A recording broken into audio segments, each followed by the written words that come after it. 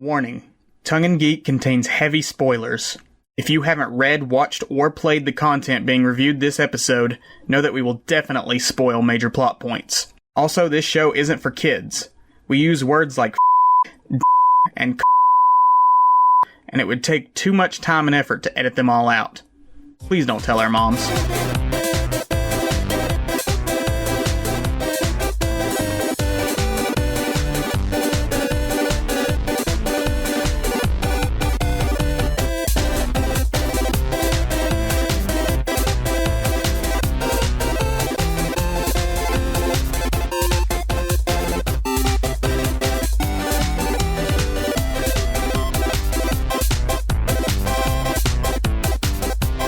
Hello, lovely listeners, and welcome to Tongue and Geek, where two more white guys on the internet give their unsolicited opinions on all things geeky. I'm Isaac. I'm Tyler. And today we're going to be talking about Superman for All Seasons, a DC Comics limited series written by Jeph Loeb. Did I pronounce that right? Or is it just Loeb? I've always seen it pronounced as Loeb. Okay. So. But the E's in the middle, though. Whatever, Jeph. It's Jeph. It's Jeph. Everybody loves Jeph. Written by Jeph and art by Tim Sale. Tyler, you want to give us some background on this one? It came out in the late 90s, and was collected in trade, I think, in 2001, 2002. It is non-canon, meaning it's a perfect sort of entry point for somebody who might want to get into DC Comics or Superman. Jeph Loeb and Tim Sale, they're kind of a dream team. In comics, they also collaborated on Batman: The Long Halloween, which is like one of the most famous and acclaimed Batman comics. Mm-hmm. And they also did the sequel, which is Dark Victory, which is the sequel, and then Haunted Night, which is kind of like an anthology of like Halloween-y themed Batman stories. Yeah. And they also have stuff on the Marvel side. Jeph Loeb, he did I don't know what the official term is, but I just call it like the color series. Spider-Man Blue, Daredevil Yellow, Hulk Gray, Captain America White. Yeah, I think I read Hulk Gray at least. Spider-Man Blue is fantastic. I remember Daredevil Yellow being good, and I never read Hulk Gray or Captain America White. Mm-hmm. But Jeph Loeb is kind of contentious in the comic fandom. For every like thing that he's written that is like considered like a masterpiece, he has something that people think is awful. Oh, he also wrote Batman Hush, which is also famous. Yeah. He did Ultimatum, didn't he? He did Ultimatum. That's the one that everybody like fucking hates him for. I'm usually not usually, but sometimes I champion things that aren't quite as well liked in the community as other things, but Ultimatum is terrible. It's absolutely awful. He also has a really big Hulk run. I think he's the one who kind of brought in General Ross as the Red Hulk. Oh, did he? Yeah. I have to go back and reread those. Yeah, so since I've read the Red Hulk run. I mean, yeah, for every hit, he's got a miss, but his hits, they really hit. I didn't ask you your opinion of this before we started. I'm assuming you liked it. Yeah. Okay. I really liked it. I like this one a whole lot. Good. I mean, we'll get into the reasons why, but yeah, I really enjoyed this one. Good, because it's one of my favorite Superman stories, which it's one of everybody's favorite Superman stories, but I mean, for good reason.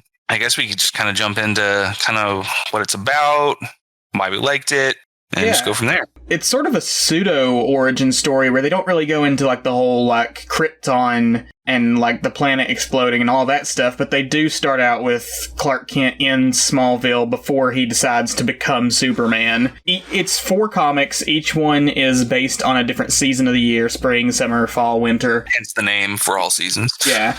The first comic, Spring, takes place in Smallville, like I said, when Clark Kent he had just graduated high school. What I really liked about this is that each one is narrated from the perspective of a different Superman character. So Spring is narrated by Pa Kent. Summer is by Lois Lane. Fall is by Lex Luthor. And then Winter is by Lana Kane. Lana Lang, sorry. You even comic book Lana Lang. I'm not super familiar with the Superman mythos. I know the general story, but I'm not like too deep into his characters. But I really enjoyed this story because it's all sort of broken down from each of these characters' perspective. It only takes place in like a single year of Superman's first like year being a hero in Metropolis. I think this is a great pseudo introduction to Superman. Everybody knows the general premise of Superman at this point. There's nobody on Earth who hasn't heard of Superman and know the general, he's a mild-mannered reporter, Clark Kent by day, or not by day, but when the world needs him, he becomes Superman and all this stuff. What I really like about this being narrated by all of these different characters and switching perspectives between each one is that we get to see the different characteristics that each of these characters love in Superman. And all of these different characters have these different perspectives on him and why he's such an important figure.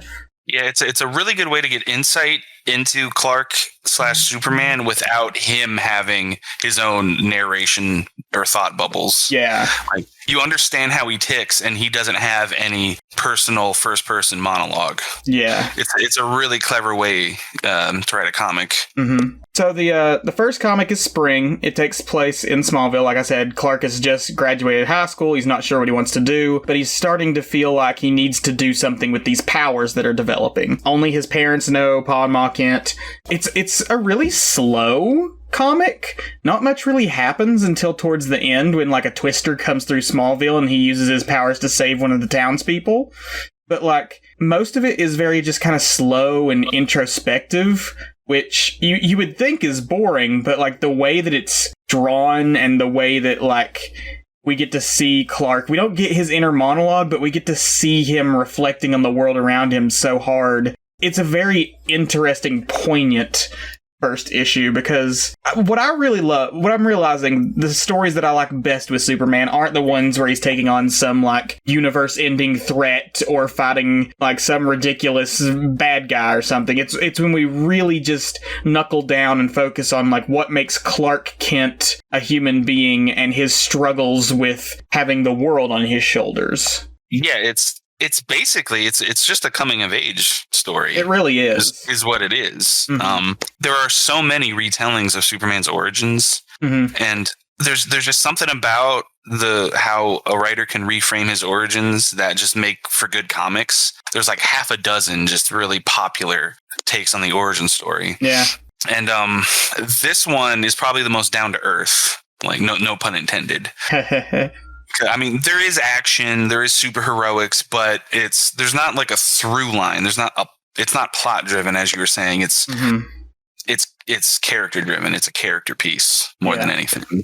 And all the while in this first issue, we're getting Pa Kent's sort of perspective on seeing his boy coming to terms with these powers and not being able to like guide him the way a father should. And it's like really emotional to hear like him being like, I'm doing my best to raise this boy to be the best he can, but like, how do I raise a man who can do anything? I just really like this dynamic between Pa and Clark because Clark is really like, they don't necessarily have an argument at any point, but you can tell there's tension between them throughout the comic. It's not necessarily out of anything either of them did or anything that like anyone said. It's just like Pa Kent has no idea how to prepare Clark for the world and his role in it. Seeing Clark have to sort of come into his own and step away from his hometown, away from Smallville, that's like a universal story that so many people can connect with of like, I don't know where I fit in the world, but I know I need to get out of home in order to find it. And to have that kind of story told in a superhero comic it's really profound. Yeah, it's like a gentle Americana kind of story. Yes. It's built and framed in that way from the art and the relationships and how Smallville is depicted versus Metropolis. There's this great moment you were touching on, the kind of sort of mild tension between Pa and Clark. There's this great moment where Pa and Ma are just talking about what Clark's going to do, you know, and Pa's just like, he's got all these powers. You know, there's so much we don't know still. We don't know if he has any limitations. You know, what are we dealing with here? And, you know, Ma's just like, oh, yeah, it'll be fine. And, like, you got to quit talking like that. What if he can hear us? And he's like, the boy's upstairs. He's asleep. How can he hear us? And there's just this panel of Clark just in his bedroom, just kind of like listening to the conversation because he has super hearing. Yeah. And just with like this kind of sad look on his face. Mm-hmm. And it's just, it says so much with just visuals. Little. Yeah. I was going to talk about the art style, actually. Like, Tim Sale does a great job of sort of imitating the Norman Rockwell look. And you mentioned, this whole thing reeks of Americana, but like in the best way. Yeah, this definitely feels like a story from the Norman Rockwell-esque art style to the way that it's a coming of age story for a young man finding his role in society. Like, this is very much like an ideal vision of America in the greatest sense. This isn't like propaganda for like, oh, America's the best. It's this ideal of like a land where people can contribute and find meaning and purpose in their contribution. It's like, the America we wish was real, please. It's like... Yeah, it's not the jingoistic sort of, you know, rugged individualism America, rah-rah. It's like, you know, I want to help, and like through my helping, other people will want to help. And it's more of like what people in general in America, what we can be if we cared enough. It's helpful. It's helpful. Yeah. And I think that's Superman's stories are at their best when they're giving hope. Specifically with like this like whole bootstraps ideology with Americana stuff. I like that Superman comics go out of their way to like break that down with the villain Lex Luthor. You know, Lex Luthor is very much just like this whole, I want to be the best, I'm the best, I worked my way up from nothing, I'm the ideal man. And like, he's a total asshole who constantly endangers the lives of millions. So like... Yeah, well, we'll get to that. There's the third issue. There's some parallels that are pretty applicable to today. Yeah. That maybe weren't as strong as when this was coming out. And I was just like, ooh. When superhero comics can hit a button 20 years later that they don't know that they're hitting, it's almost prophetic. And I'll get into it when we get there. I don't even know if it's prophetic. I think it's just same shit, different year. Yeah. Since we were talking about the art, I just want to gush over it more. I mean, Tim Sale, he's a legend. He's one of the most beloved artists of modern comics. There are so many just great double panel layouts. Yeah. Throughout all 4 chapters, just the detail, the sort of angles he's able to get, the expressions. A lot of people don't talk about colorists in comics. The colors here are amazing. The colors are done by Bjarne Hansen. I'm pretty sure I'm saying the first name right. They're watercolors, and they're sublime. Yeah. They reek of nostalgia. Like, yeah, not in like a cloying way. You look at the images and you're just like, that's a world I want to be in. It's just it's expressive, it's pretty, and they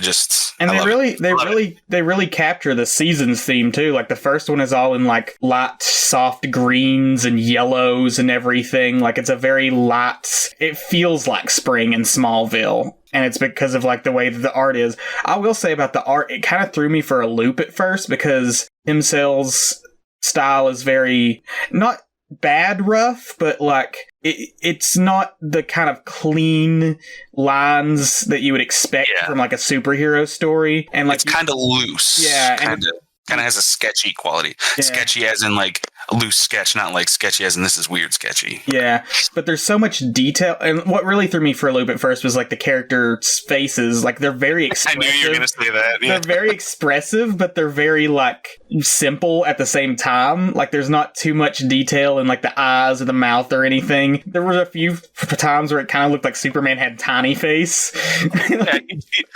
Clark kind of has his face kind of has a good old boy sort of sort of look to him. He's a big old boy and he's got a tiny little face on there, and it was really funny a few times there.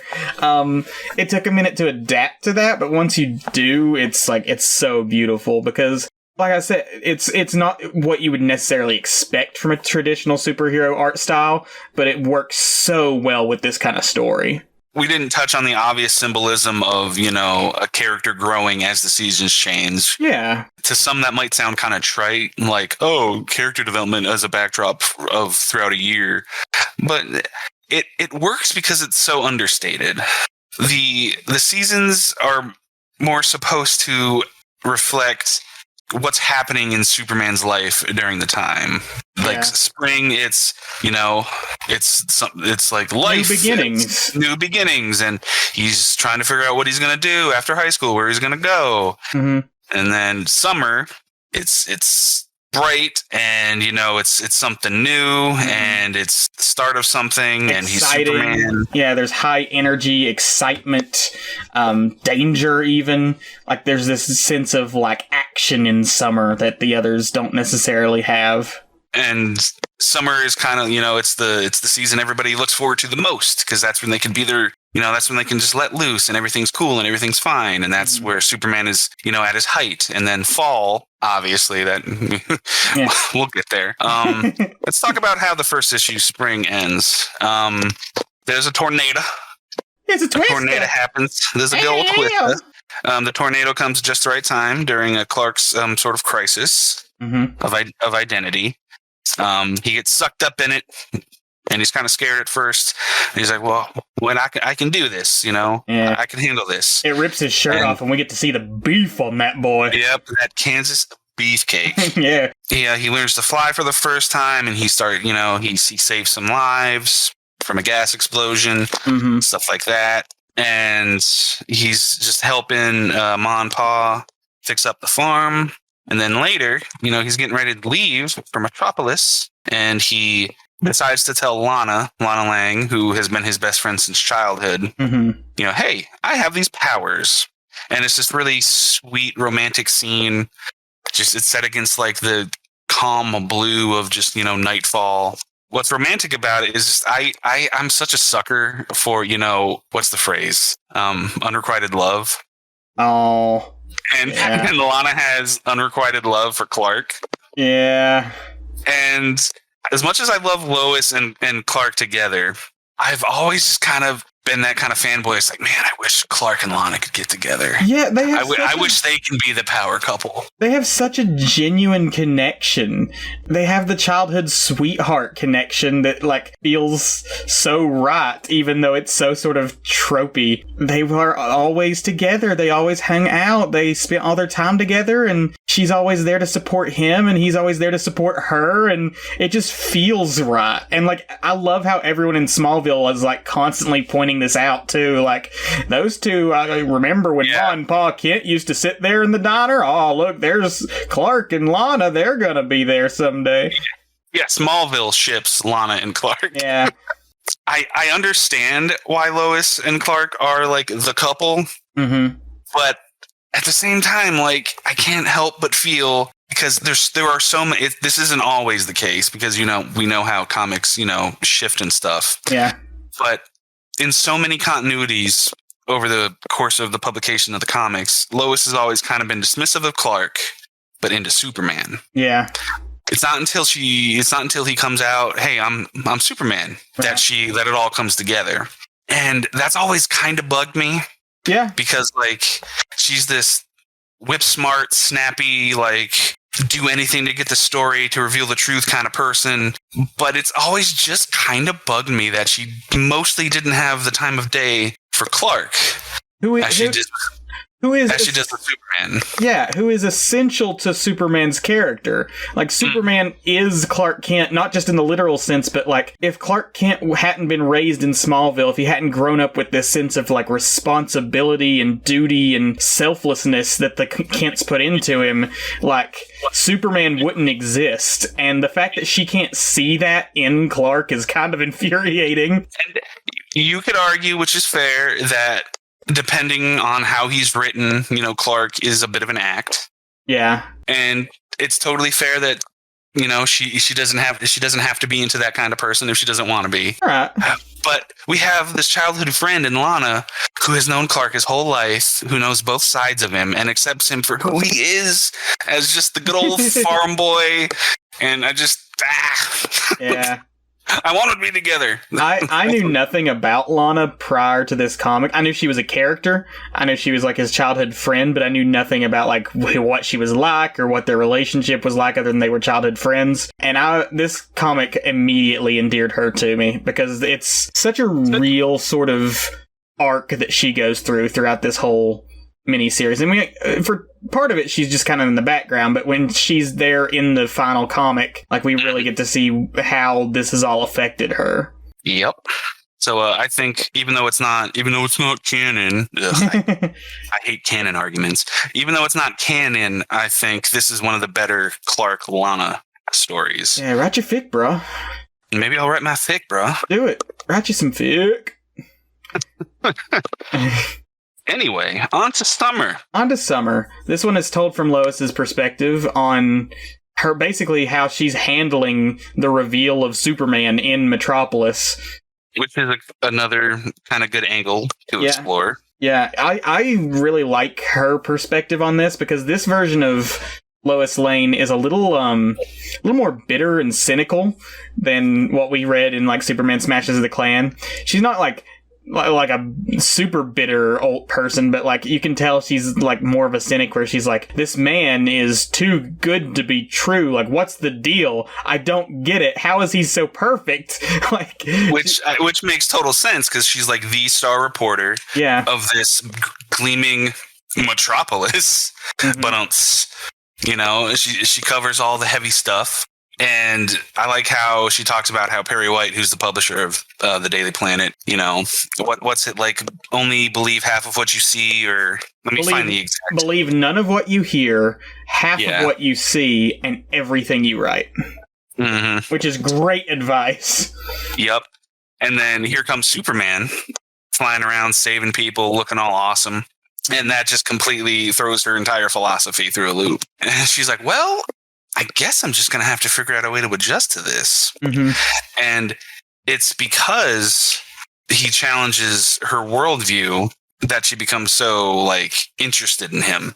They don't really get into the romance, which I think was a good idea. Yeah, to keep the romance on the back burner. Mm-hmm. You can tell she's crushing on Superman, and she's kind of antagonistic with Clark at this point. They're more like rivals than like friendly colleagues, which I thought was an interesting dynamic.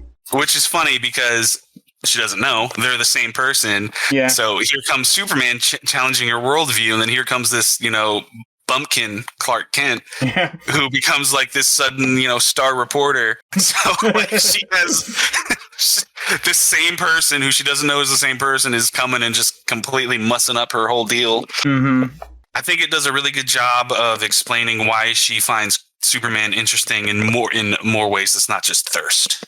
Basically. Yeah, no, it's like her fascination with Superman is very real and understandable for her character. Like, she is very much someone who has spent her life breaking down these images of men who make themselves out to be perfect, like Lex Luthor. Yeah, she's been doing profiles on Lex. Yeah, but like, here comes this person who, one, is an enormous mystery. How does he have these powers? How does he do the things he do? Why does he do the things he does is like the big question she has. Like, why would somebody spend all of his time just being a hero? And to have somebody come along and literally be too good to be true, and yet she can't find the fault with him, like, that's, of course she would become enamored with that, because it's like, it teases both her her deeply set childlike desire to believe in something with like her more cynical approach of like, I have to know the story. Yeah, that's a good angle. I didn't quite kind of connect. So thanks for that. Yeah. Also, I think this is directly from the comic. I think this kind of sums up her whole reaction to it. She says it's all BS before Superman.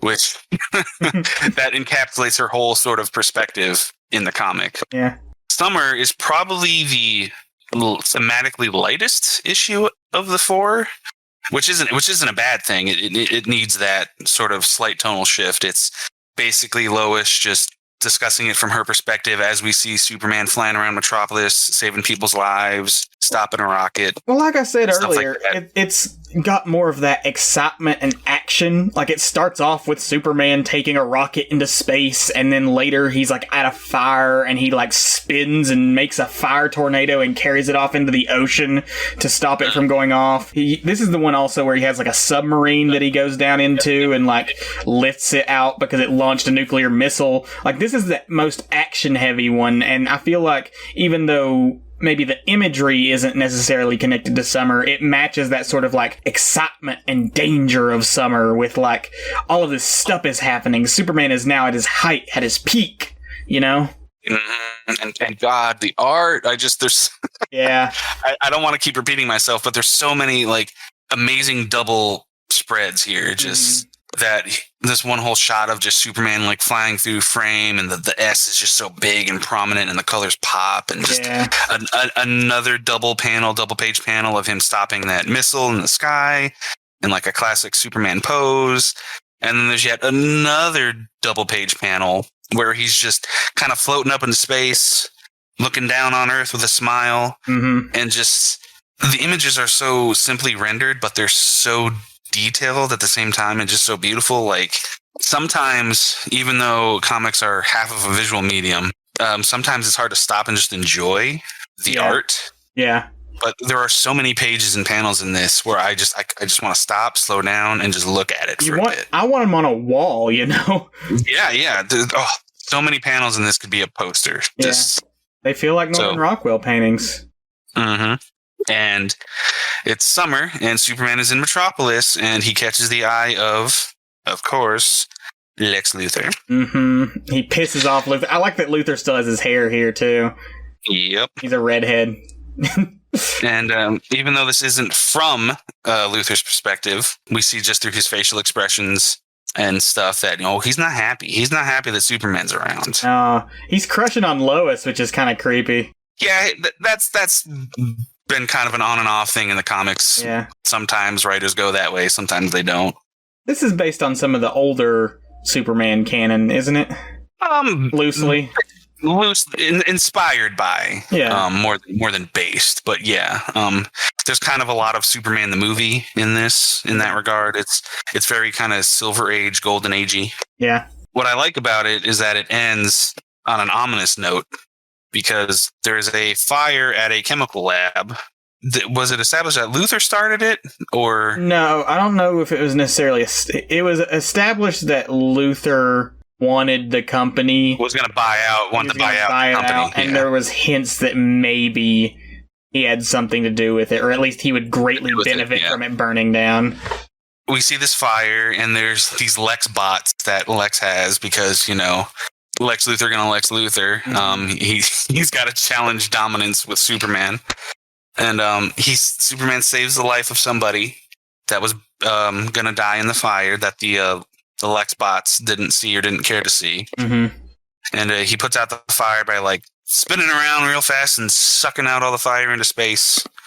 The person he saves, the woman he saves, she was like at this door.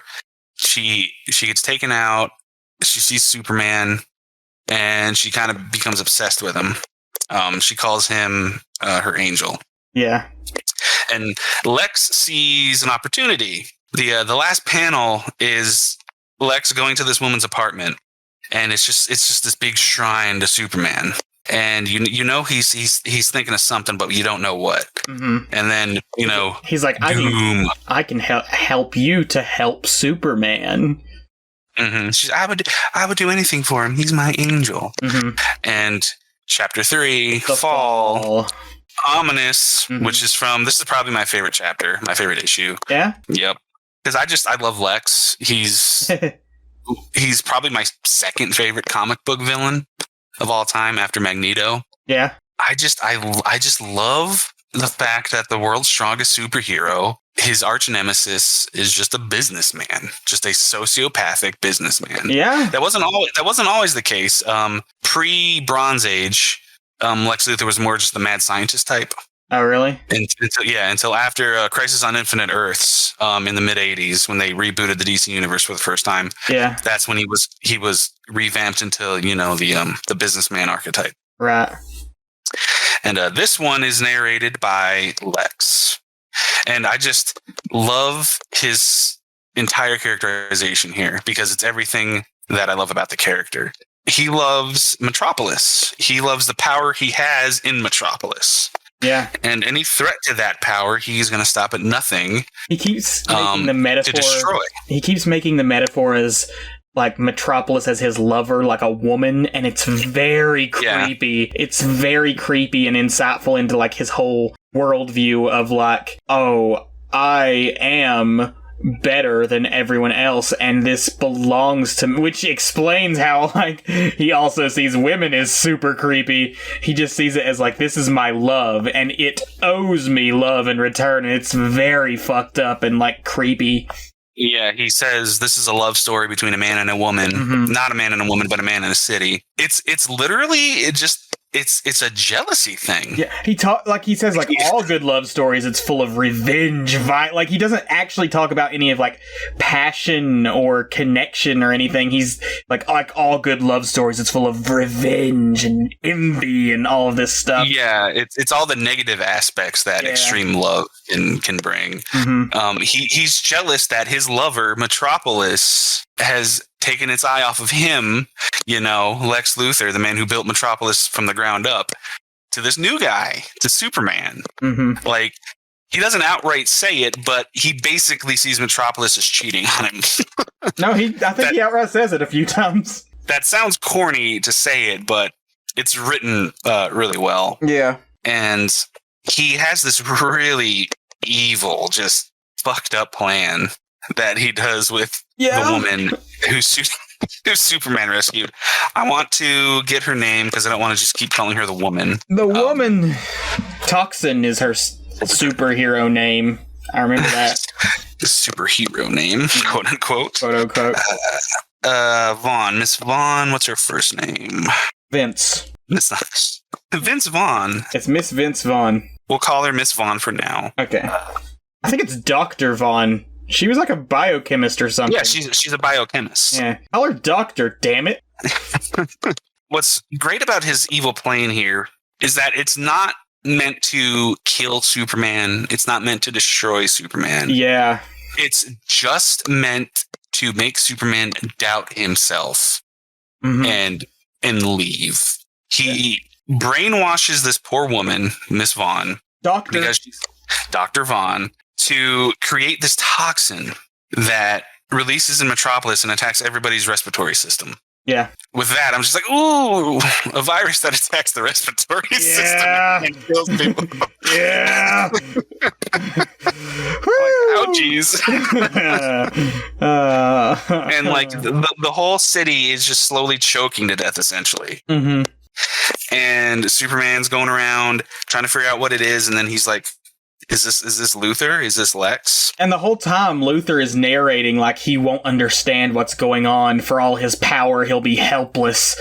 And like you see Superman like stop a running train because the conductor is passed out. But like there's nothing Superman can do to help anybody right now. For all of his power, he really is useless. Yeah. And I love the warped way that Luthor sees Superman.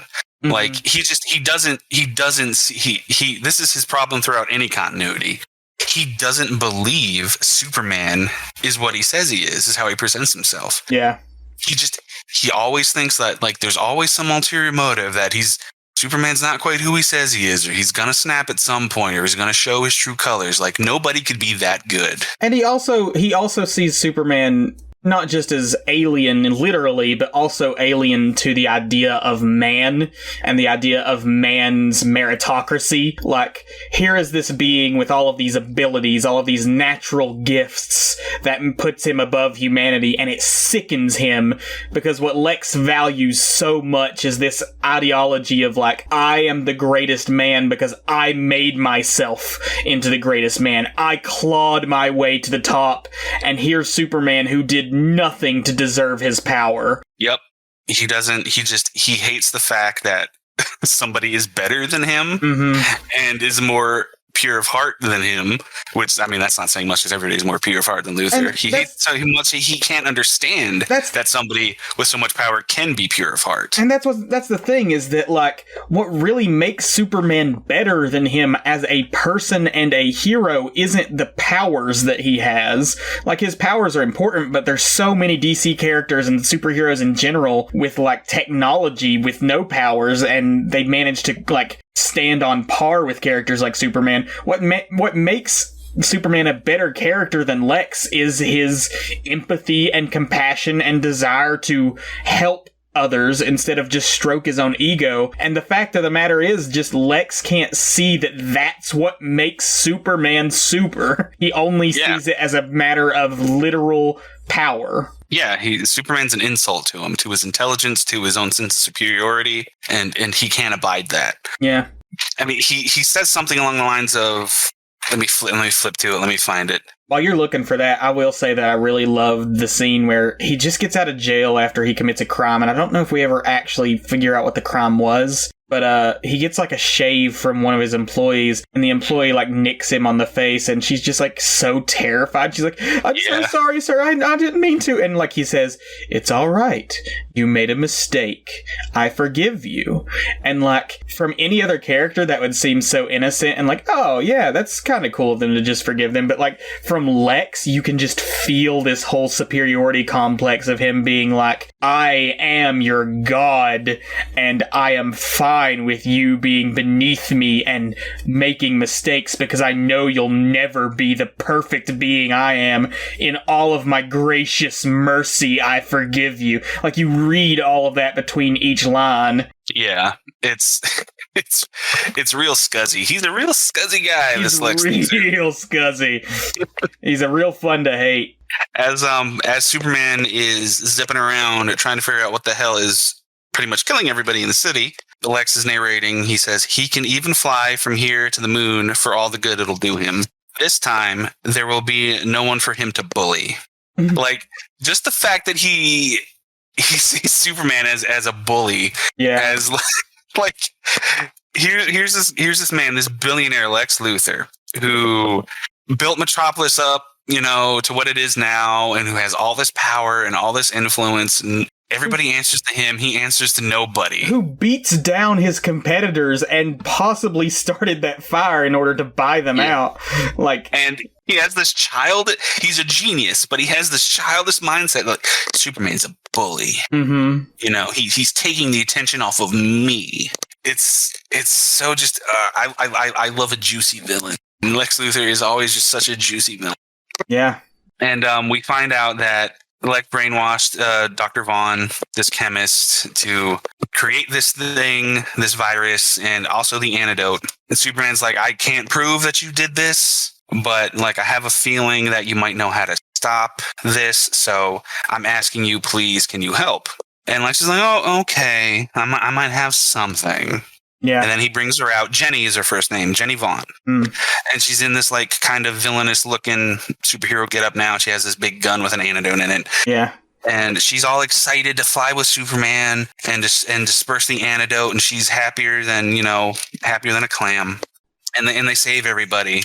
Once they're done, he comes back. He brings her back to Lex Tower. And she starts coughing and dies. Yeah, the whole time she was exposed to the virus or whatever, and she doesn't make it. And that's Superman's, it's very much implied that this is Superman's first loss. That this is the first time he's lost somebody, and, like, he wasn't able to save them. Yeah, and of course Lex planned this the whole time. Mm-hmm.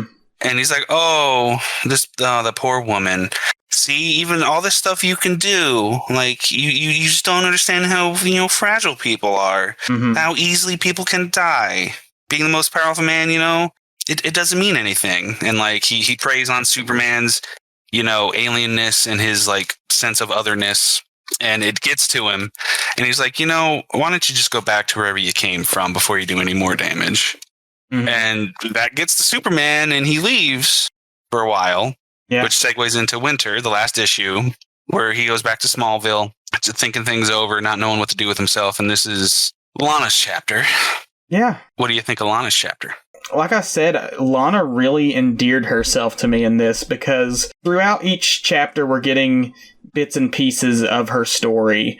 I think Clark briefly revisits Smallville in it. Was it summer? I think he briefly revisited. Yeah, he goes back. He goes back and he goes looking for Lana, and he finds out that she left Smallville to go and travel, and nobody really knows where or what she's doing or what's going on. So this mystery of like what's going on with Lana is kind of built up throughout this series.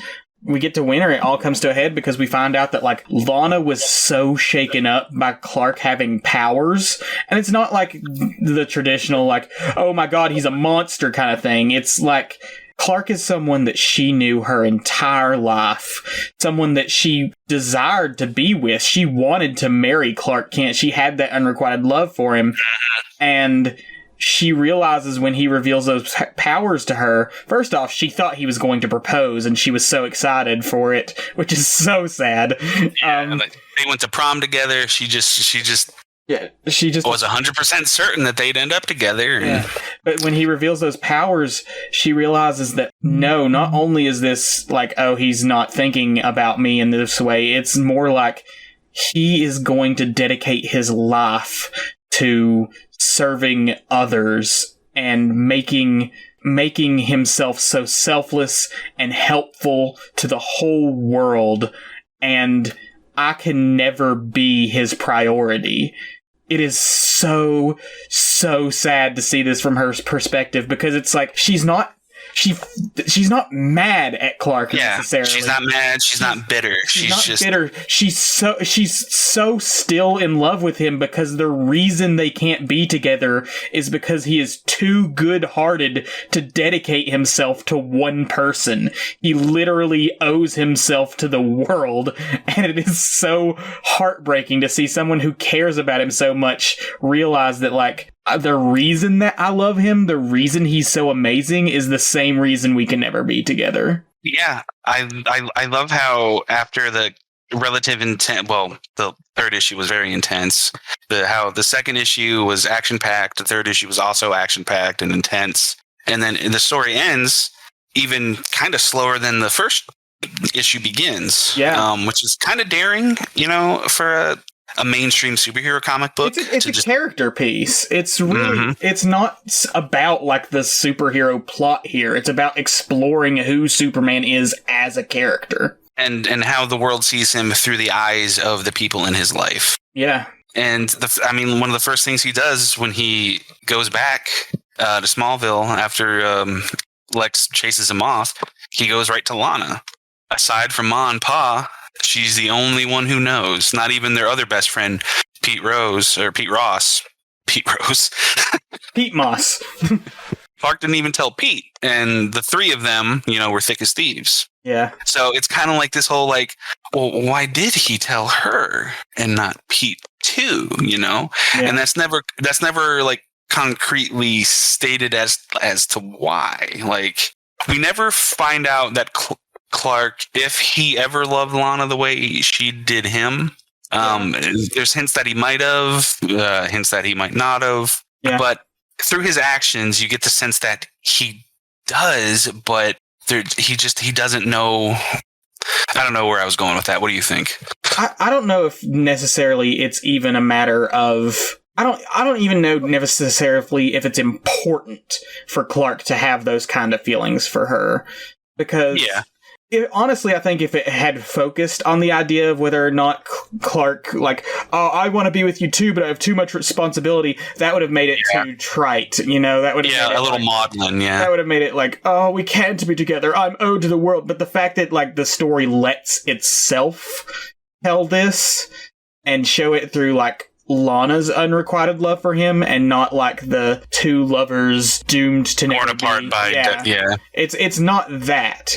Like that is the theme running through here, but it's not being done in a way that's so trite and like obvious to the audience. Like, it's being done in a way that shows how this impacts Lana as a character. the great thing about having all this outside of Clark's perspective, of having all this narration from other people, is to show not just how the world of Superman views Superman, but how we as people view the ideology of Superman. You know, we start with, like, Pa Kent and, like, this idealized Americana of Smallville, and Clark being just a good old boy, seeing all of that from his perspective. And, like, yeah, it's very sweet, it's very down to earth, it's very hopeful of, like, an America that we wish was real. Then we get to Lois, who's a bit more cynical. She's like, I don't understand how he can be so good, how he can be so kind-hearted and great and helpful and wonderful in every way with no obvious faults. And despite her cynicism, her skepticism of him, you can see that hope starting to blossom again.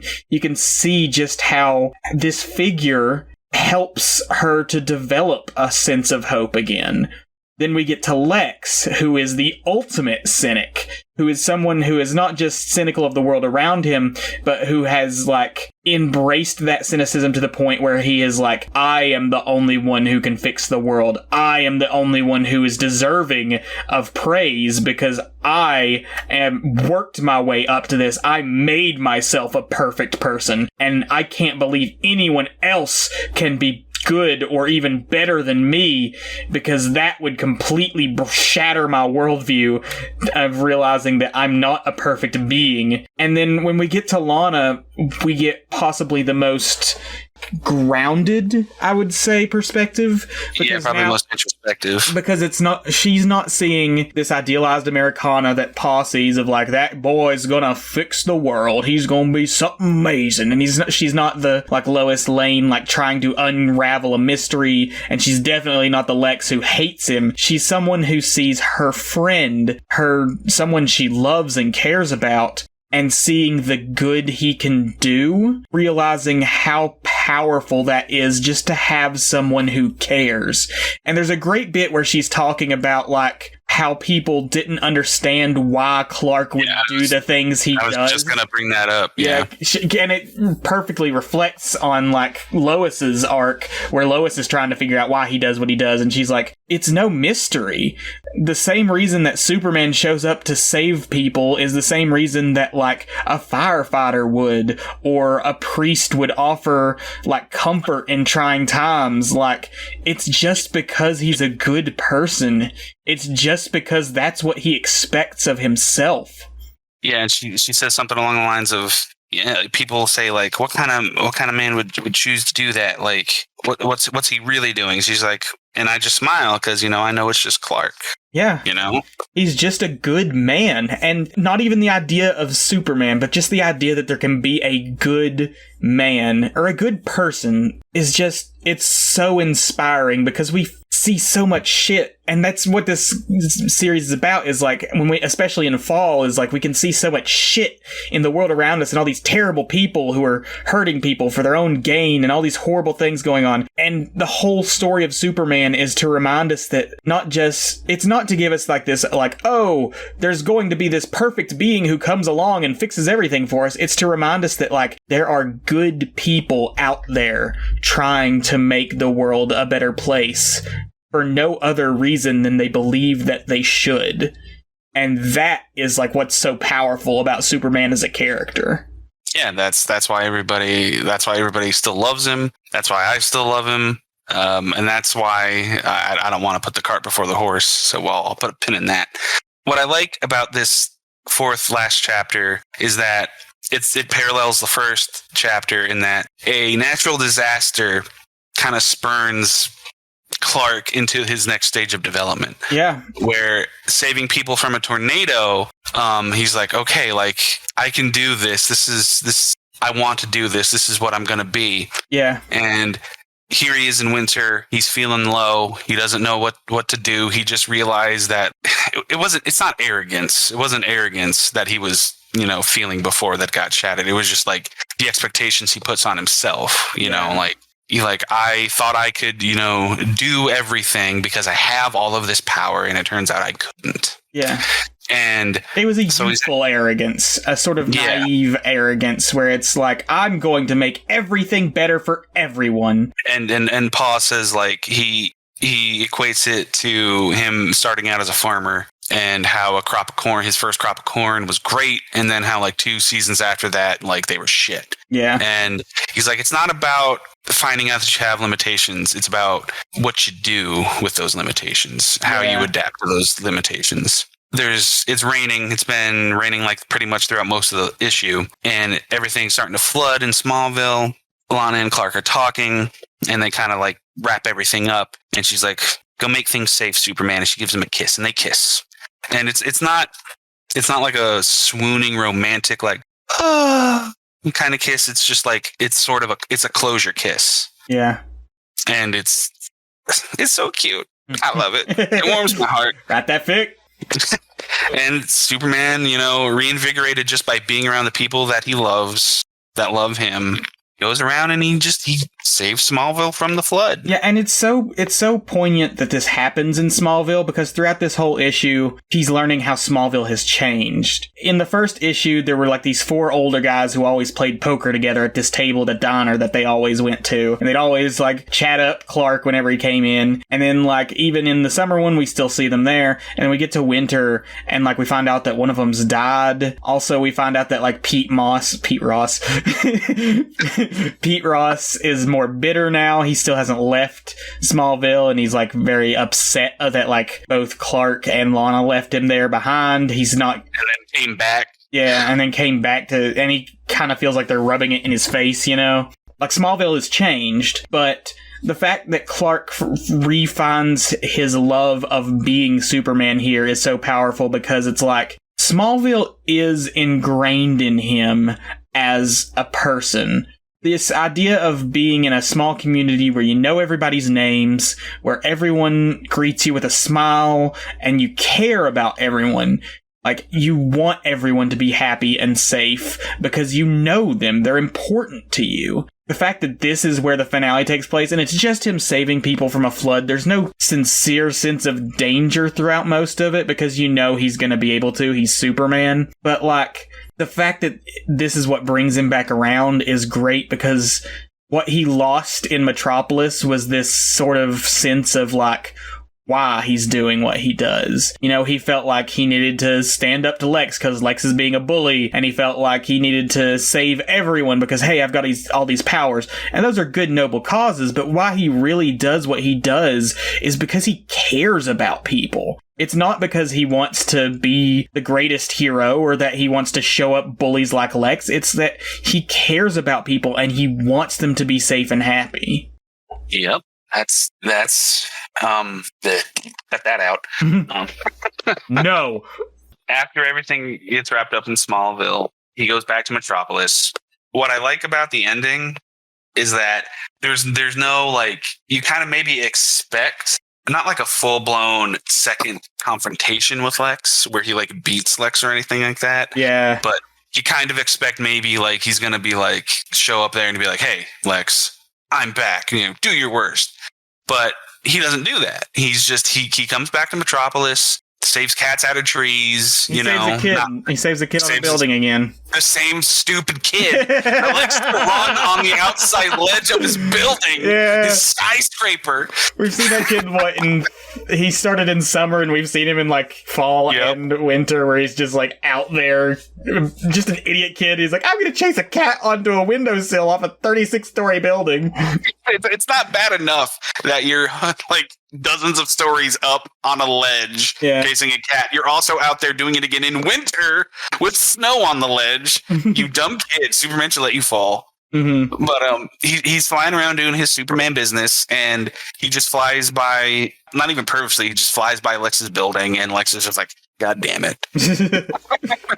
What I like, too, with that kid is that at the very end there, he introduces himself, that throughout, we've seen that kid before, and at this point where Superman realizes why he does what he does, he takes the time to make the actual connection with the kid. He's like, "What's your name?" And the kid's like, "My name's," I think it was Trevor or something. He's like, "My name's Trevor." Yeah. And he's like, "Nice to meet you, Trevor. I'm Superman." And it's just like, Yeah, this is the reason he does what he does, because he cares about people. And he wants to make that connection with this kid and give him something to inspire towards. Yeah, the whole story, he never refers to himself as Superman. Yeah. Or anything like that. Finally, as like he gains the confidence in himself again, he's fine with embracing that label, that title. Yeah. Because he's finally secure in who he is and who he's going to be. I love the little joke when he first saves that kid in summer.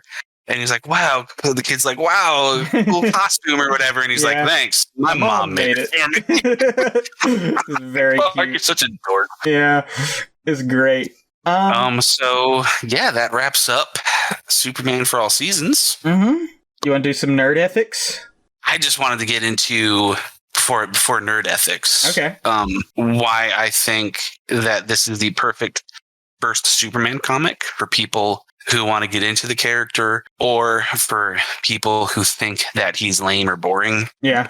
Us Superman fans, for as iconic as he is, there's kind of no denying that his favorability in the wider pop cultural, zeitgeist has kind of taken a dip. Yeah. He's not quite as beloved with people as your Spider-Mans, your Marvel characters now. Your Batman. Always the Batman comparison. You hear, oh, he's too boring, or he's too milquetoast, he's too white bread. He's just not interesting, yada, yada, yada. And as many Superman comics as I love, this is the one that I would recommend to people first, because he's such a relatable character. Mm-hmm. This specific story completely breaks down everything that is entertaining and interesting and likable about the character. Despite the fact that he's in this bright red and blue suit doing superheroic things, like his sort of understated just uncertainty with himself is so relatable. Yeah. Like it doesn't matter what his insecurity about himself is, it's just the fact that he's feeling it in such a human way. Yeah. Is what makes him so relatable and what makes him an interesting character. Like, I think people who aren't quite familiar with him just think he's this smiling dork who just goes around throwing planets around and saving cats from trees, and that's not who he is. Yeah, I really need to read some of his more like the actual canon stories where he's like doing more of the fighting major threats and stuff to see how they hold up compared to these, because we've only done like a few little mini series that aren't canon and whatnot. I think part of the reason people might not like him as a character is because, depending on what you focus on with him, he can be a boring character. If you focus on him just like defeating some villain, if that's your main focus, then we know Superman's gonna win. And even if he doesn't, he's gonna get back up later and win. It's no surprise that Superman, the person who's literally designed to be the most powerful, perfect being, is like going to come out victorious in the end. There's no real suspense there. Where the interest in Superman comes from is seeing him deal with the burden of being a hero and how human he is in dealing with that burden. So, I really think it does come down to, writers and, how he's written. If you just focus on... Here's the thing, he's not Goku. We've talked briefly about how everybody makes this Superman versus Goku argument, and that's more for this fun of just which one's stronger and whatnot. But there are some thematic comparisons between them. They have similar origin stories, being aliens from a different world that came to Earth, and were raised by humans. But at their core, they're incredibly different characters. Whereas Goku, we talked about a lot in our Dragon Ball one, Goku is all about perseverance in the face of adversity and striving for self-improvement. And even though we may know that Goku's always going to come out on top in a fight, we love seeing Goku get into fights because that's where he draws strength and finds himself. The stories with Goku fighting super powerful bad guys are fun because that's where Goku thrives. Superman's stories, I don't think, thrive there because they're not about him overcoming some seemingly impossible challenge. They're about showing how what it takes to be a good person in a not so good world. Yeah. As cool as it is to see him duke it out with, other superpowered beings and like lift heavy things and do crazy awesome stuff. What appeals, the appeal of Superman to me and for a lot of his fans, as I'm going to speak for them,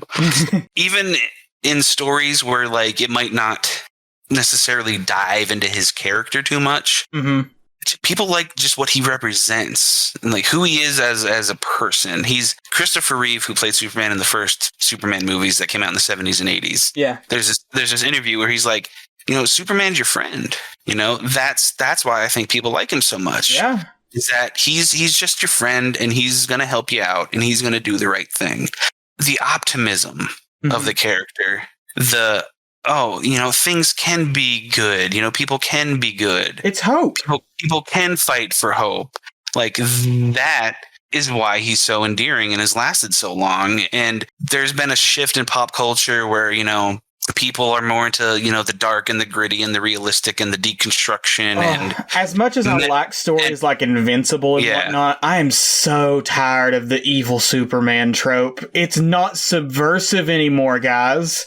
Like, it's not subversive anymore. I mean, I still like them to see what they can do with them, but it's just because tastes have shifted in that direction where either something has to be like dark and gritty and violent, or it has to be like meta and ironic. Yeah. Like I get the sense that people they don't know how to take sincerity. Yeah. Anymore. Yeah. Just like sincerity just feels cheesy and trite. It's hard to have hope with some of the shit we're dealing with right now. And I completely understand that. Yeah. But believe me. But I think that's why I love Superman so much, is because and the DC universe as a whole. I love DC so much because it feels like what our world could be like if we all just tried a little harder. If people were just a little bit better. That's why I love DC so much, is that it represents, in my opinion, what people are capable of. And Superman is the figurehead of that, kind of like what Captain America is to Marvel. Yeah. So, people, all you people out there who still think Superman is boring, pick this one up. Pick up a damn comic. Read one of his comics before you make a judgment. Like, this is 4 comics long. It's a very short read. You can do it in an hour. It's an easy read. It's gorgeous. If you don't, it's heartwarming. Yeah. It's beautiful. This one and Superman Smashes the Klan have definitely made me into a Superman fan. I am glad. I will continue to recommend things to you. Let's do some nerd ethics. Nerd ethics. Okay, I've got a simple one. It's one that I'm sure everybody's talked about at some point, but I want to get our take on it. Let's assume that you have Superman's powers. You just wake up one day and you have all of his incredible abilities. What do you think you should do with them versus what do you think you would do with them? Oh, good God Almighty. That is a loaded question. Yeah. I mean, everybody wants to fly. Yeah. So I think the base is just, take a quick flight. Yeah.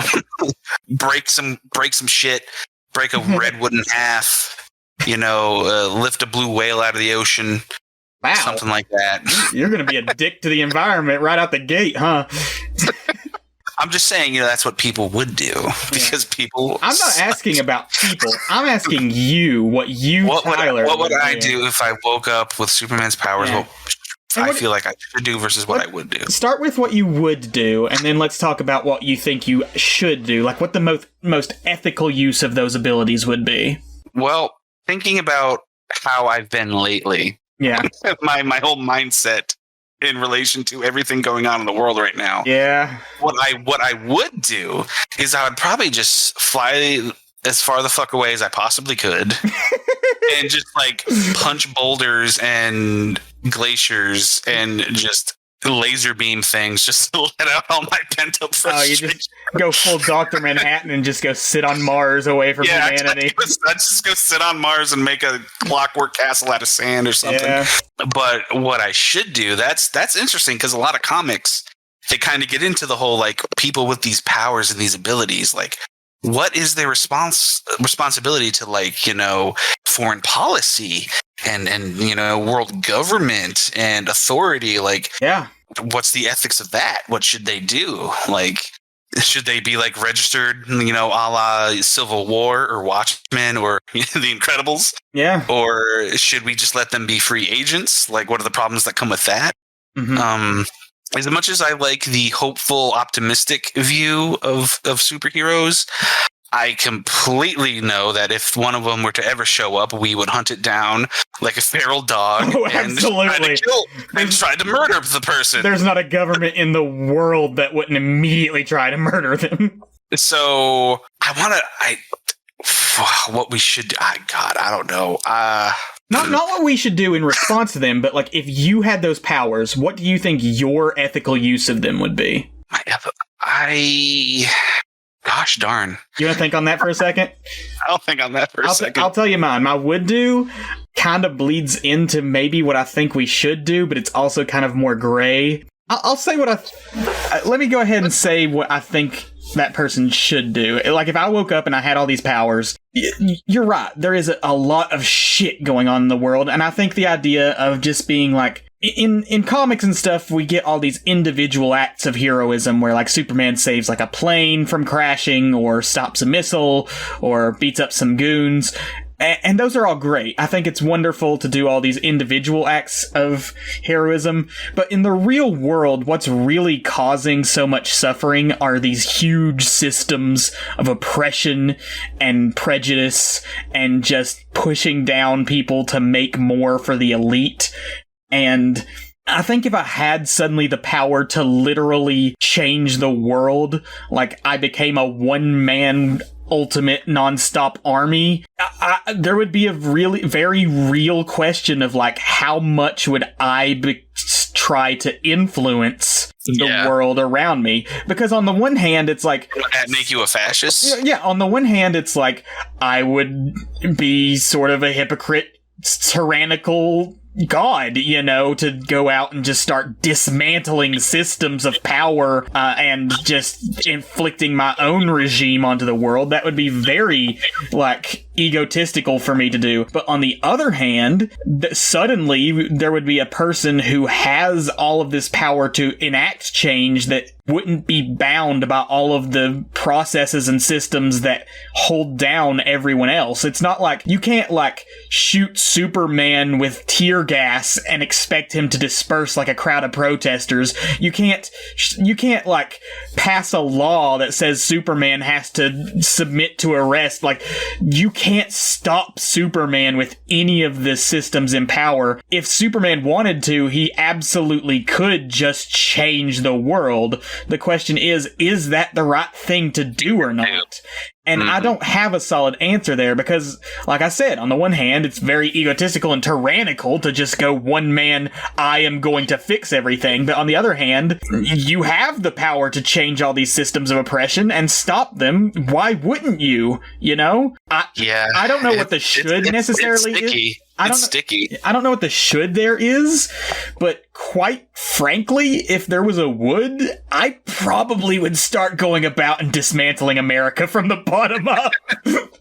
Like, I was leaning toward that, like, I was like, I kind of want to go in that direction, but I'll see what Isaac has to say first. I can't say that it's necessarily the ethical thing, and you can always say, like, power corrupts, you'll just become the next tyrant, but, like, God, there's so much shit that's so... And it's tied into so many systems of power where it's, like, almost impossible to change. Like, all the voter suppression and stuff, where it's like, oh, if we just do this peacefully, then maybe we can change things. No! Like, there's so much stuff that goes into ways of keeping the powerful in power, and like to suddenly be given the ability to make changes in the world. Like, I don't know that I could resist that urge, even if there is an ethical dilemma of like, maybe I'll just be the next tyrant.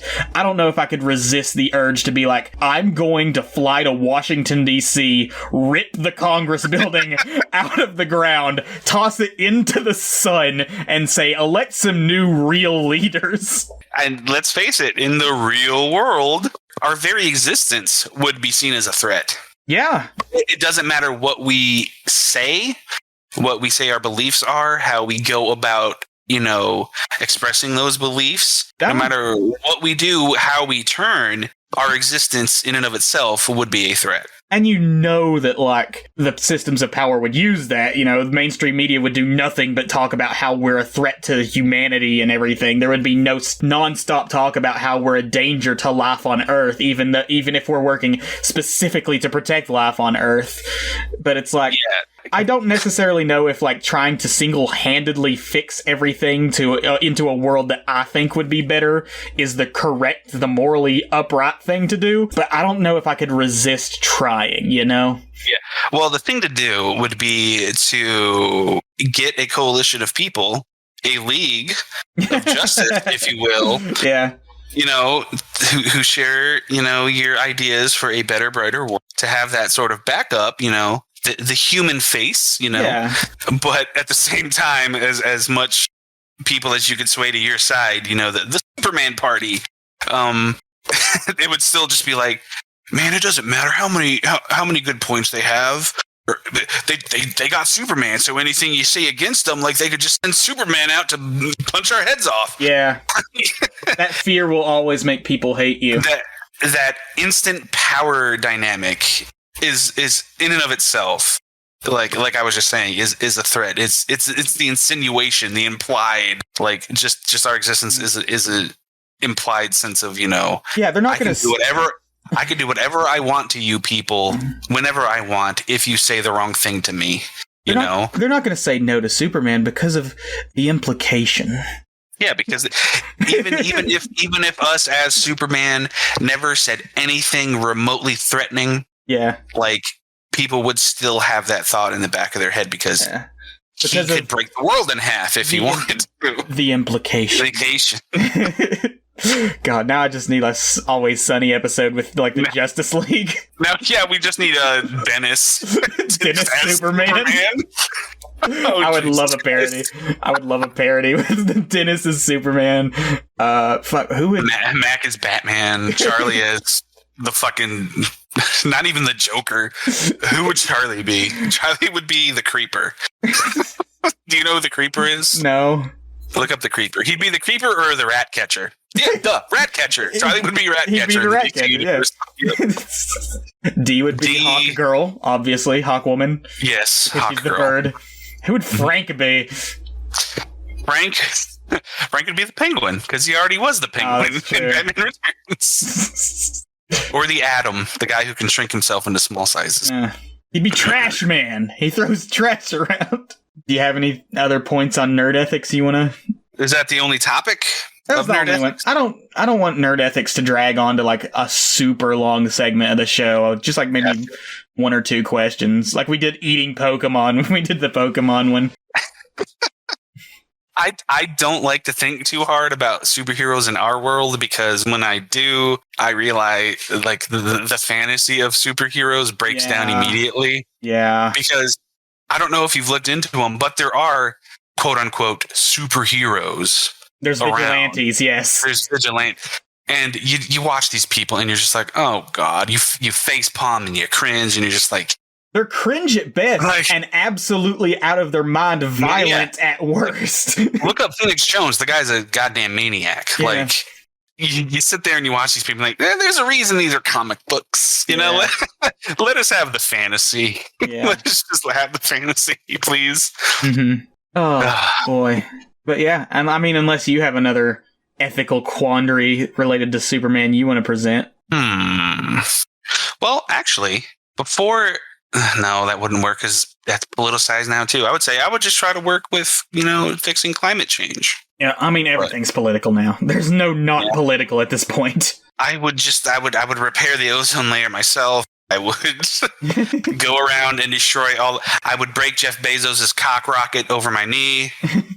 I would destroy all of the major emissions producers on the globe. Have you watched the rest of Invincible yet? No. You should. It's great, just in general. But what I really like about Invincible is the character Adam Eve. What I really like about her as a character is that she just decides, hey, this whole superhero thing isn't for me. I'm kind of done with it. I don't feel like I'm getting anywhere. And she just spends all of her time, like, fixing the planet and, like, fixing, like, the environment and stuff, because she has basically the power to do whatever she wants. I really don't understand what her power is. She says she's got, like, complete mastery of science, but, like, what the fuck does that mean?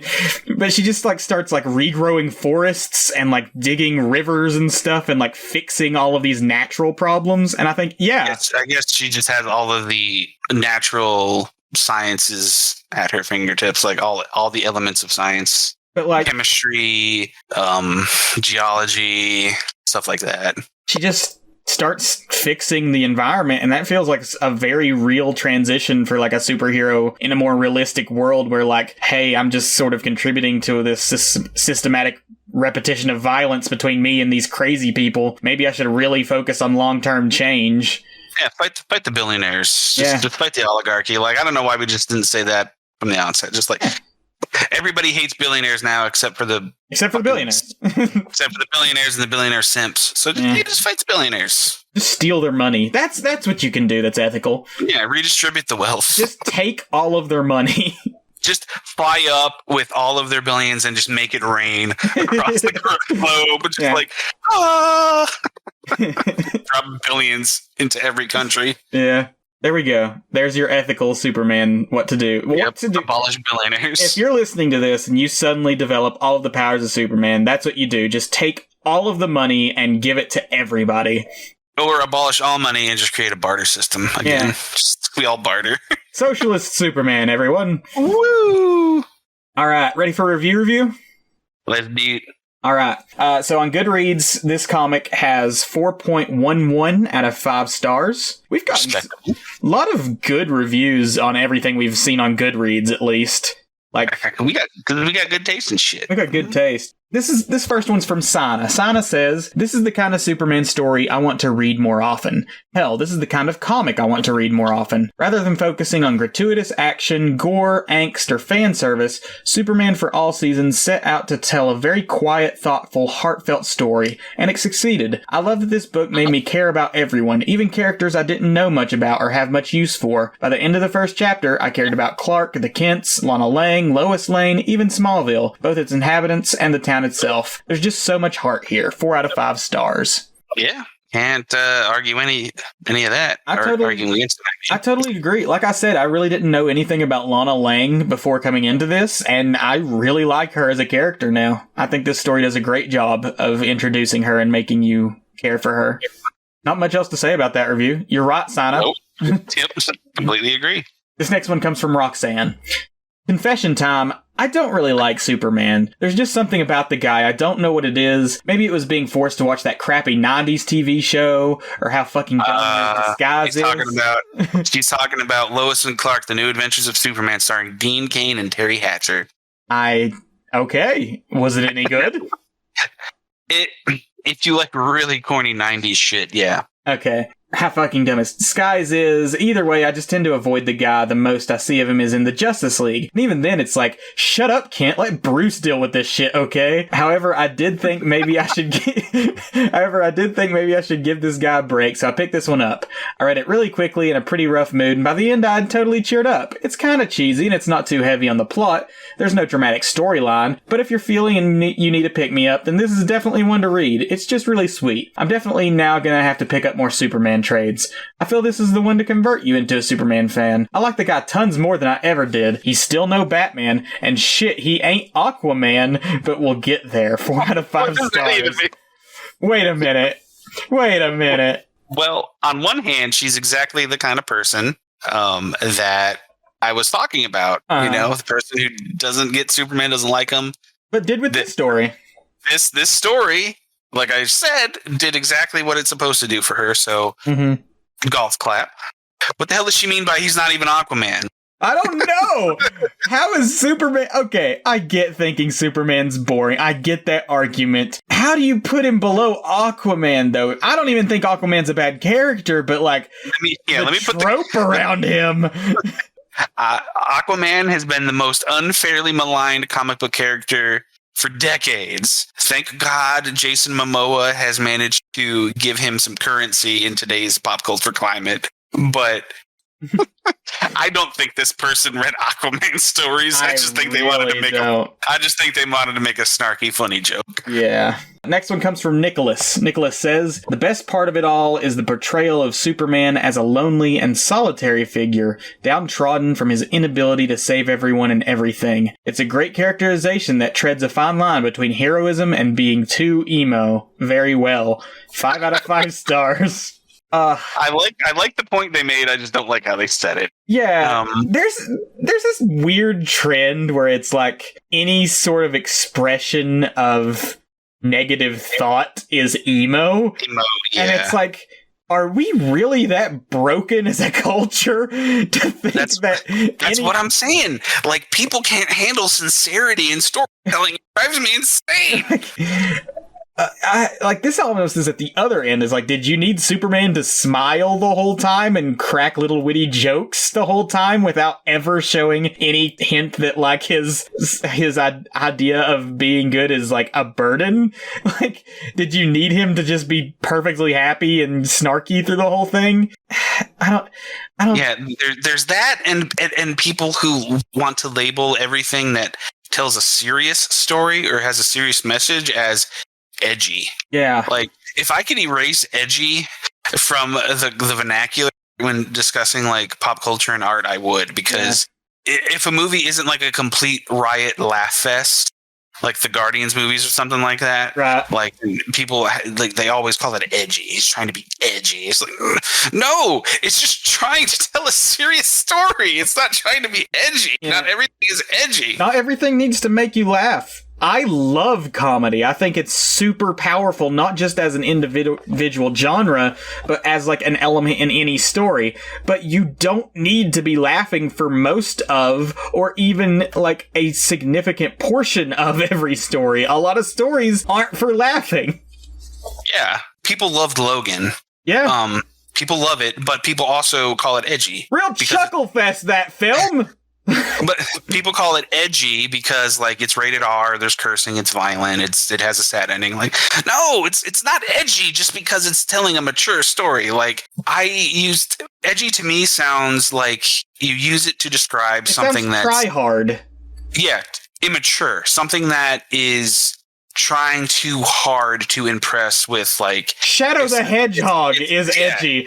Shadow the Hedgehog is edgy. Something like Logan isn't edgy. It's the maturity and how the tone establishes, the story. And I think we're putting words in Nicholas's mouth. He said that it treads a fine line between heroism and being too emo. Yeah. But sorry, Nicholas. This isn't an attack on you. Yeah.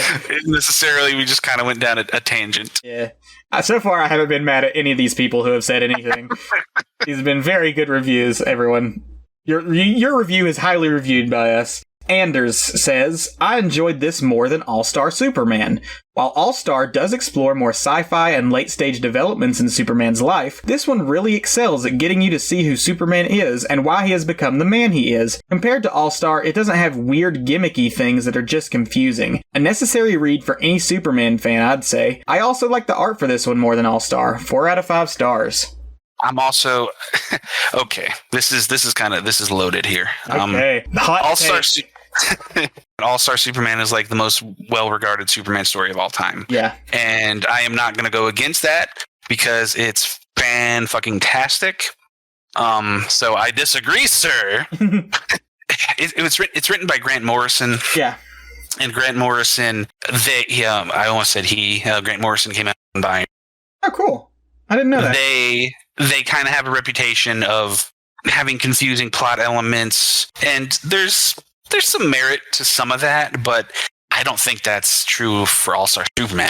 All-Star Superman definitely is far more sci-fi heavy, but it's still all about Clark's character. So it's this person's preference, and that's fine. I need to reread it. As far as like recommending Superman stories for people who aren't into Superman, like, you could go either way. Yeah. For All Seasons is a far more grounded, sort of naturalistic take, while Stars, big ideas and crazy sci-fi ideas, like, couched in character exploration. Yeah. I haven't read All-Star in a long time. You loaned it to me. I remember reading it and liking it well enough, but I don't remember being super duper impressed with it. But then again, I wasn't really at a point there where I was like I really wasn't that big of a Superman fan. It wasn't necessarily that I found him boring like everybody else does. He didn't really appeal to me that much. And I think that's a lot of people say, like, when people want Superman recommendations, like, Stars usually like the first one people mention, and I don't agree with that. Mm-hmm. Like, even though it's a non-canon story and you can read it as its own thing, I think you do kind of need a bit of a backlog of Superman knowledge and exposure. Yeah, because it throws a lot at you. It throws a lot at you. There's like, he goes to the Bizarro world at one point, and like 2 guys from the future come back to challenge him at stuff. Like, there's all these different little pieces of lore that get thrown at you that, like, I just felt I was missing out on when I read All-Star. Yeah, All-Star is this huge celebration of everything that has ever been Superman. So that's why I don't think it's like a good first rec. Yeah. I think you need a bit more experience with Superman before you dive into that one. And I'm excited to give that one a revisit down the line.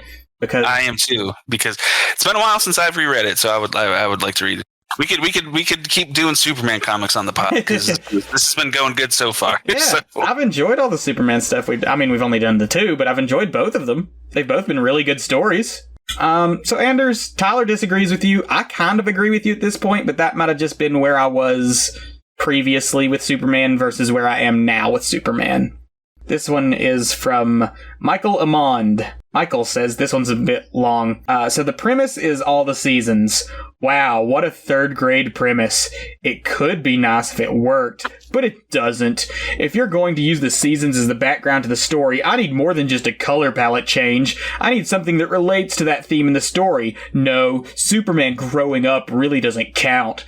So beyond the premise, which is quickly forgotten, we have a story of Clark coming to grips with his power, moving to the Metropolis and confronting Luthor, a story which has been told over and over and over again, nothing new in the way Loeb tells it. The main turning point is the story is Luthor infects the city with a virus that he obviously created and gets a blonde scientist to help Superman administer the cure. Not sure why he needs the blonde scientist, but after this, Luthor points out to Superman he couldn't save the city and he should go away. And Superman does. What? So Luthor poisons everyone, then cures them, and Superman knows it's Luthor who did this, and Superman goes away because this evil man tells him to? Why? Because he felt feeble? Because he can't do everything? Or because Luthor's implying he'll kill everyone if Superman doesn't listen to him? Blackmail. This first reason makes no sense, and the second reason means Superman needs to deal with this madman, not run away. Tim Sale's art's very unappealing to me, and the way he draws Superman's ugly. Superman looks like an overweight farm boy, not a Man of Steel. He also draws Metropolis in a weird way. Why? Where there are these roads, streets towering over the ground with no barriers to prevent people from falling off. Just lazy design and drawing. In the end, this book adds nothing to the Superman story, and it feels very lazy and rushed. I am not sure what people like about this book. 2 out of 5 stars. You can tell when I don't like somebody's review because I was just gonna say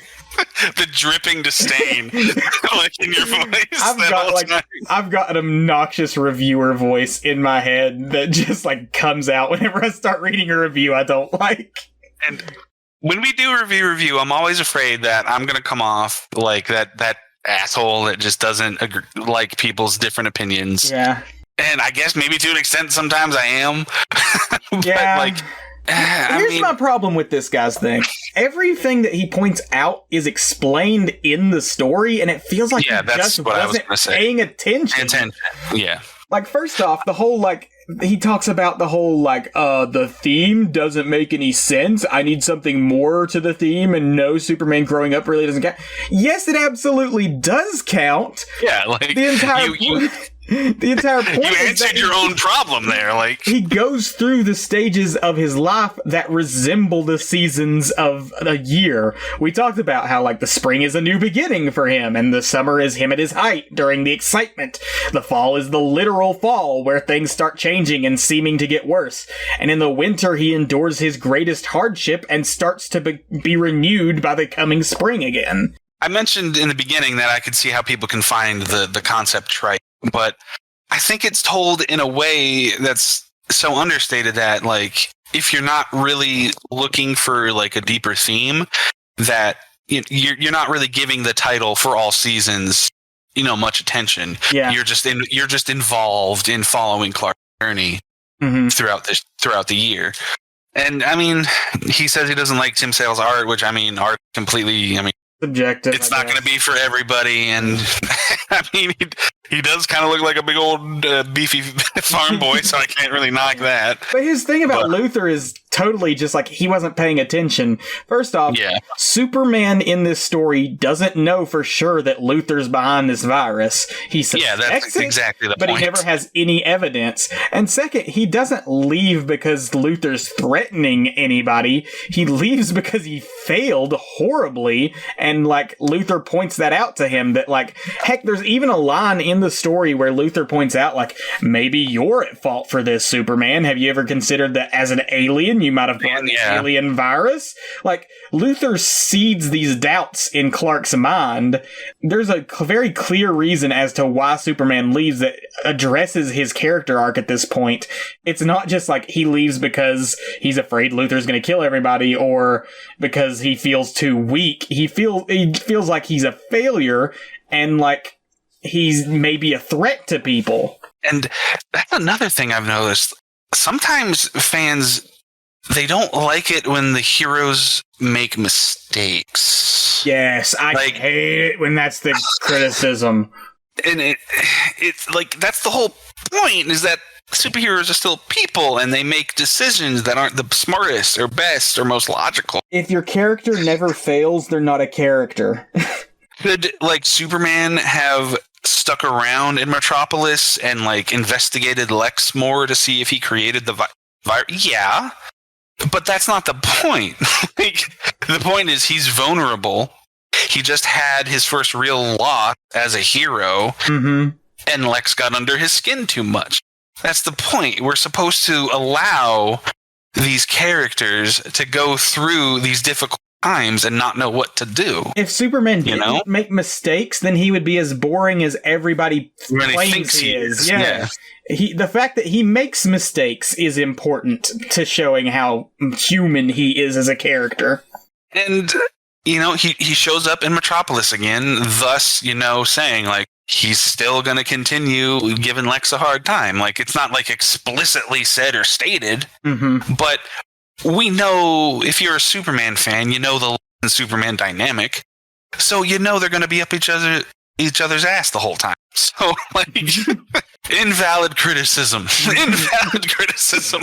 Your opinion is biased. Nay! You are biased and nitpicking. I win. Bye-bye. Superior opinions. We have. We have them. We reviewed your review and found it lacking. Last review. Very, very brief. Very opposite of the last one. This is from Alexander Tarasov. This is my Superman. 5 out of 5 stars. Okay. He's mine. He's mine. No, I get what he's saying. I agree. I get it too. I like this Superman. This is the version of Superman I like to see, where we're very grounded in who Clark Kent, is as a person. That wraps it up for review. Do we have any final thoughts? I gave my final thoughts before we did nerd ethics. Yeah. I don't think you gave your final thoughts. I mean, I really enjoyed this one. I think I maybe even enjoyed it more than Superman Smashes the Klan because, really? Yeah, I like. You loved that. I really did. Superman Smashes the Klan, I really, really enjoyed, but there were a few little things that I could have nitpicked to say that I didn't like. Like we mentioned, how like there's some plot elements that kind of fall to the wayside and don't come back until the very end. There is a bit of this, even though I do like the sort of focus on Superman and these other characters in Superman Smashes the Klan, it does kind of pull away from Superman a bit, whereas this story is very much using other characters' perspectives to show us who Superman is, and I think it does a better job of that than Superman Smashes the Klan does. Superman Smashes the Klan, like, it's not... We're not, like, comparing them in, like, this one's just better and this one's no. They're both fantastic. They're both phenomenal stories that I think are a testament to how great this character is. But I think I like this one more because it shows a bit more specifically why we like Superman. Yeah, like, it's a more streamlined, focused look at the Superman character and world, whereas Smashes the Klan is more broad and it has original characters. Don't get me wrong, I could watch Superman punching racists all day. Like, make 1,000 sequels to Smashes the Klan with every hate group, and I will read all of them. I would love an ongoing series in that world. Like, we follow the characters like kind of like as they grow up and make friendship with Superman and stuff. You just gave me a bunch of cool ideas for how that story can continue. Just every hate group. Just have him beat up every hate group in the world. I would love to read them. Especially with that art style. Yeah, very, very good art style. I love that one. But I guess that's my general thoughts. Tyler hates giving ratings because numbers like time are a fabrication of mankind's futile effort to prescribe meaning and order in a chaotic and uncaring universe. But I'm happy. Such a way with words. I'm happy to give Superman for All Seasons Tongue & Geek's first ever 4 out of 4 seasons. Yep, I hate ratings because I'm pretentious, but I will say that I think this is virtually a perfect comic. I agree. So I gave it 4 out of 4. I have no problems with this comic. I don't think there is an element that could have been done better. Awesome. Cool. I'm glad you liked it. I had a feeling you would like it. I just didn't think you'd like it this much. Yeah. So I'm happy. Yeah. I don't know if I'd say it's like my favorite comic, but like I have no problems with the way this story was told and the things it was trying to say. Awesome. Yeah. Cool. So this has been Tongue & Geek. Thank you all for joining us. And oh wait, we're not doing Rex. Oh, we can do Rex. I figured we went through a lot of them with Superman Smashes the Klan. We talked about a bunch of the Superman stories, but if you got other Rex, go for it. Yeah. All-Star Superman, even though I said it's not a good first introductory story, but I mean, it's a classic. It's beloved. It's revered. So give that a shot. Let me ask you, what are some in-universe, some canon stories of Superman that you would recommend as sort of dipping in points? I was getting to that. Okay. The recent run that ended a little bit over a year ago, maybe 2 years ago, it started with Rebirth, DC Rebirth in 2016. Yeah. From the creative team, Peter Tomasi and Patrick Gleason. Mm-hmm. It's fantastic. It's Clark and Lois as parents. They have a son, and I've seen little bits of that. It's everything people love and want from a Superman story. And just seeing him as a parent is such a refreshing angle to read him through. Yeah. And it's a significant run. It's over 40 issues, so it's nice and meaty. Yeah. So you can just dive right into it. So that's a good in-canon one, and it's newer. So with a lot of older comics, the tone and style of the writing can be kind of hard to get into with people who are just starting. So that's a really good modern one. Yep. Time period was very different. There's a really good single issue. Let me look it up, this exact number. It's by Joe Kelly, and I believe the entire title is What's So Great About Truth, Justice, and the American Way. It's just a single issue. What's so funny about Truth, Justice, and the American Way, Action Comics number 775. It's about this group of superhumans that have a lot of Superman-esque powers that come and kind of usurp his spot as like the beloved hero who can save people and fix problems, but it kind of becomes obvious that they're nefarious and violent, and their conflict brings Superman right up to the edge. Seeing how he deals with that is really, really interesting and really, really satisfying. I think I read that one, and I remember liking it a whole lot. Mm-hmm. Yep, and it's just a single issue, so it doesn't take too much time. It's got an animation, doesn't it? Yeah, the movie Superman versus the Elite. There's a lot of good DC animations that are almost straight adaptations of the comics. Mm-hmm. Kind of rapid fire, more Rex here. The original Superman movie from 1978. It's kind of similar in aesthetics to For All Seasons. It's a classic. It's in the benchmark for superhero movies. And if you want another good origin story, read Birthright by Mark Waid. It's a more sort of modern retelling. I could go on, but I think wrap it up with that. Yeah, I think we've got plenty here for people to look into. I'm certainly going to look into more Superman. I've really enjoyed the Superman we've read so far. Come to me, my child. Come to me.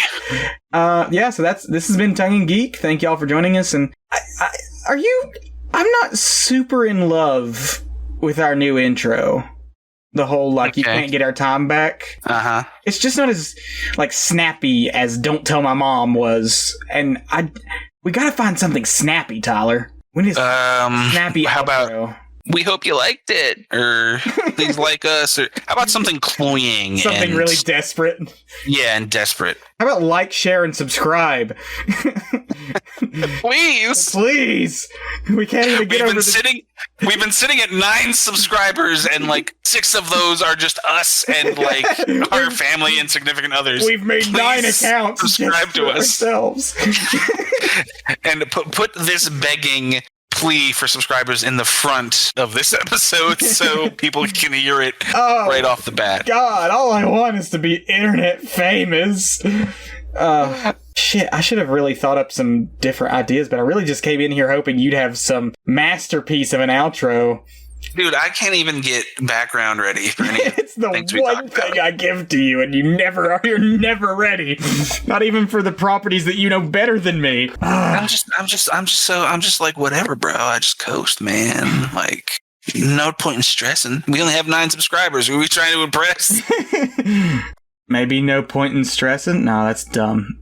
That doesn't relate to anything. That's just our opinions, man. No. You know what? It'll come to us. Why don't we just from now on until something sparks in the gray matter? Why don't we just just be like, hi, thanks for listening. Hope you liked it. See you later. Bye. I'm just gonna do a Rick and Morty-esque random catchphrase at the end of every one until we find one that we can land on. Just never wear a hat in August. Don't lick your armpits, folks. Have a good night. Okay. You want to pitch a few others, or we just want to keep... Oh, I thought you were actually logging off on that. I mean, I don't know. Never eat a mud pie in the dark. Oh, we could do southernisms. Stupid southernisms. Just make up random ones that don't make any sense. Just stereotype the South. Perpetuate the stereotypes of the South. You don't put out a salt lick if you ain't expecting cows. I thought salt licks were for deer. They're for cows and deer. All kinds of grazing animals love them. Never put out a meth lick if you're not expecting a meth lick. Oh, Lord. Yeah. Bye! Later. Maybe I'll just scream bye at the audience. I'm gonna stop recording now.